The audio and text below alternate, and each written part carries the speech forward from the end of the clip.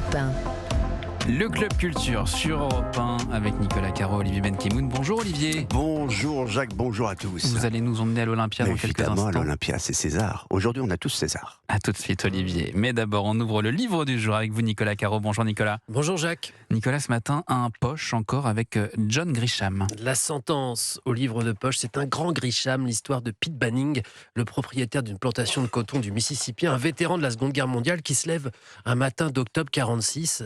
Il n'arrivait pas à dormir, alors il se lève, il prend son petit-déj, puis son Colt 45, il se rend dans la ville d'à côté, il entre chez son ami le pasteur Dexter Bell et il vide son chargeur dessus. Il tue son ami, ensuite il fait appeler le shérif, il se rend sans difficulté, et quand on lui demande pourquoi il a fait ça, il répond qu'il n'a rien à dire, et quand son avocat lui demande ce qu'il veut plaider, il répond non coupable. Et pourquoi il a fait ça ? Ah bah ça, vous lirez pour savoir. Tout ce que je peux vous dire, c'est que quand je l'ai terminé, il était 3h du matin, j'avais pas vu l'heure, c'est un très bon Grisham.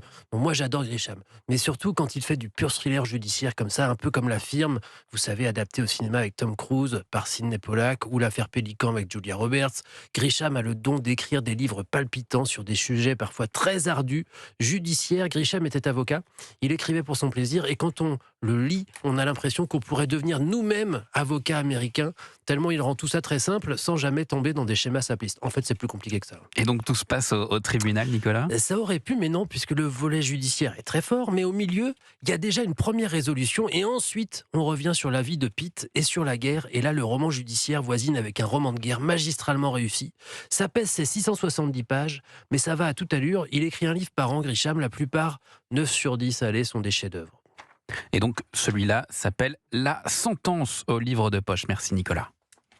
Et comme chaque jeudi, on retrouve Olivier Benkemoun et c'est un jeudi très spécial. Ah, très spécial, c'est les Césars. Olivier, vous allez nous faire vivre cette soirée exceptionnelle, les Césars du cinéma, ce soir en clair, en direct et en exclusivité sur Canal+, et Europe 1 est partenaire de Canal+.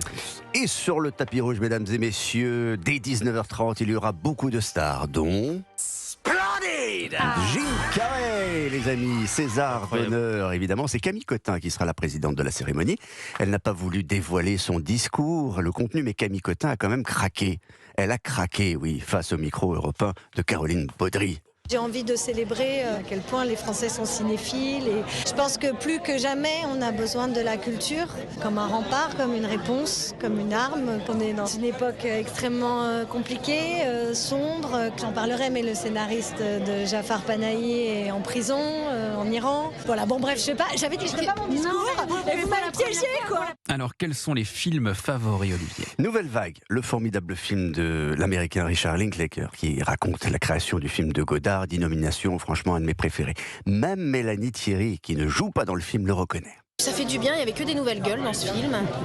Non mais c'est vrai, ça redonne un élan, ça redonne une fraîcheur. J'ai trouvé ça magnifique, j'ai adoré, je me suis éclatée. Voilà, moi aussi. Les autres films favoris, beaucoup sont aussi inspirés, il faut le dire, d'histoires vraies, c'est intéressant. Dossier 137 avec Léa Drucker, dans le rôle d'une enquêtrice de l'IGPN. Il y a L'inconnu de la Grande Arche sur cet architecte danois qui a conçu le Cube de la Défense, Michel Fouet-Noé, pour son rôle de François Mitterrand, notamment. Il y a beaucoup de nominations pour ce film.